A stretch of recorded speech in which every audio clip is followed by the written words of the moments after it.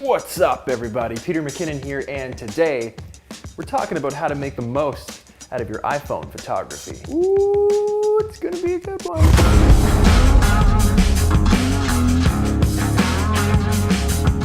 All right, how do I take better shots with my iPhone? It's a question I get asked all the time. The funny thing is, you probably already are taking better shots with your iPhone. You just don't realize it yet because you're deleting your images too fast. You know all those shitty pictures that you snap real quick and peace out right away because nope. Those shots, we can save those shots. And I'm gonna show you 3 apps that I use on an almost daily basis that we can use to tweak those photos to make them amazing. Okay, so what do? First things first, we need a photo studio.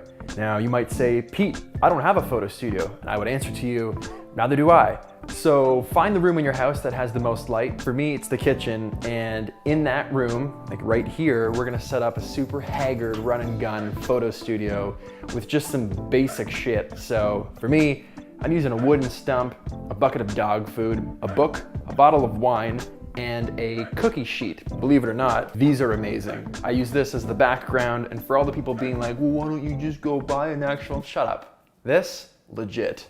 Okay, second thing you might want to pick up is a big old piece of foam core from Walmart or Staples, wherever. Doesn't even have to be foam core, just a big piece of white something. And that's gonna act as our reflector. We're gonna bounce light from the window. It's gonna hit this and reflect back onto whatever it is that we're shooting. A lens or a dish of food, product, anything like that. It's just gonna fill in the shadows and round out that photo to make it beautiful. So first thing you're gonna do, you're gonna head over and watch my 5 tips video. That's gonna give you the basics on 5 things you can do right away to up your photo game. Once you're done with that, we need to make some food. Let's get into it.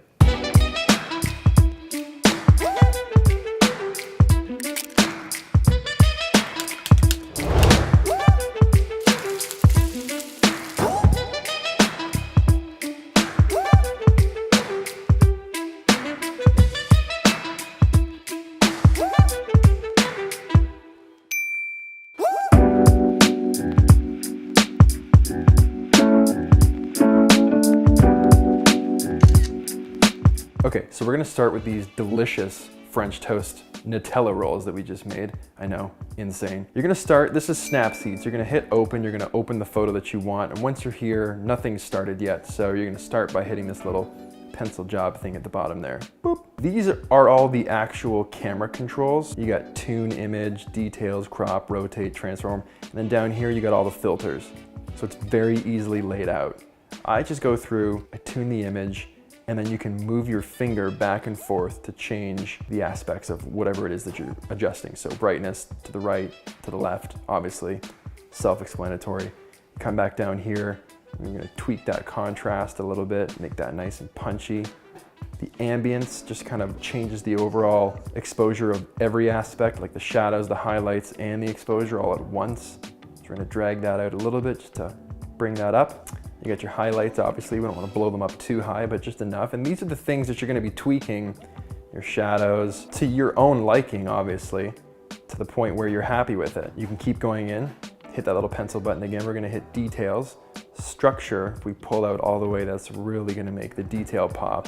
And then we can add a little bit of sharpening. Might be overkill, but whatever, I dig it. Now from here, one of the cool things is when you hit transform, you can change the vertical perspective. So if it's not perfectly straight, you can change the horizontal perspective if it's not straight from left and right, and obviously the rotation. So you can get that looking good just to where you like it. Add a little bit of a vignette, gonna darken the edges, make that nice and moody. And there, you're gonna hit save, and you're gonna export copy. It's gonna export all those changes, save it to your camera roll, and you are golden. So now you've got something that looked like this, that now looks like this. This next app, Lens Distortions, what that lets us do is add in light hits, fog, lens flares, different elements in front of the glass that just really give you an enhanced look that you typically use Photoshop to do, but you don't need it in this instance. We're just gonna use this app. Now there's a lot of free ones that come with it initially upon download. You can pay to buy more options and further the library of things you can use for effects, but I don't think you need to right off the bat. See if you like it first.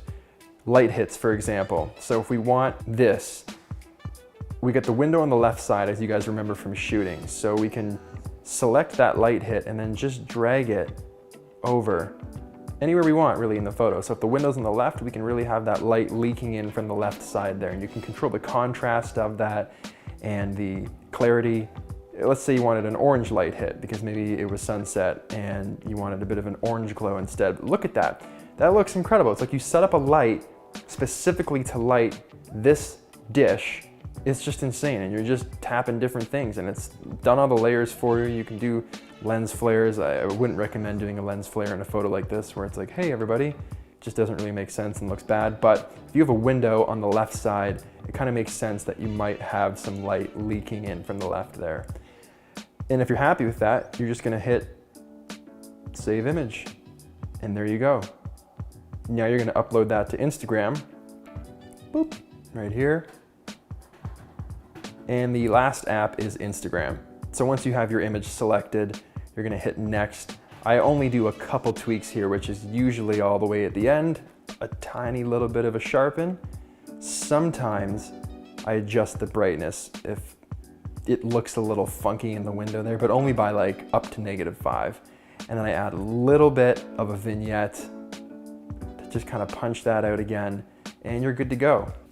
So that's it, guys. You're done. You are already taking better photos with your iPhone. But as we established at the beginning, you had already been taking better photos with your iPhone. So thanks for watching, thanks for hanging out, and we will see you guys on the next video.